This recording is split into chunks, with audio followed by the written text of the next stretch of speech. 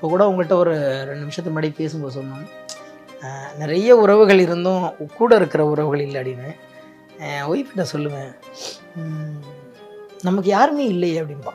சில நேரத்தில் அந்த குழந்தைங்க வந்து 2 குழந்தையும் பார்த்துக்க முடியாமல் இருக்கும்போது 2 பேருமே தான் நாங்கள் பார்த்துட்டு இருந்தோம். ஒரு 6, 7 பேர்த்த நாங்கள் வேலைக்கு வைக்க முயற்சி பண்ணோம்.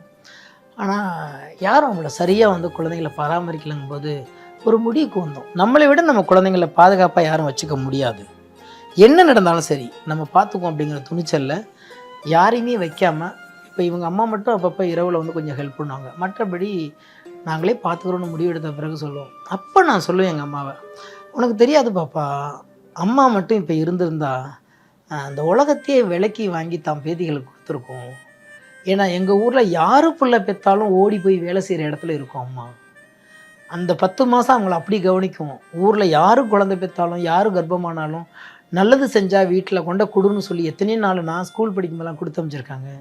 யார் யார் பிள்ளையோ யார் யாரோ வந்து வளர்க்குறதுக்காக கஷ்டப்பட்டவங்க, இன்றைக்கி அவங்க பேர பிள்ளை இருந்தாங்கன்னா இன்றைக்கி எந்த உறவும் தேவையில்லை.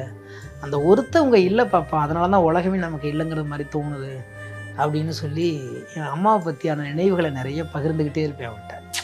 அது வந்து இருந்திருந்தால் வேற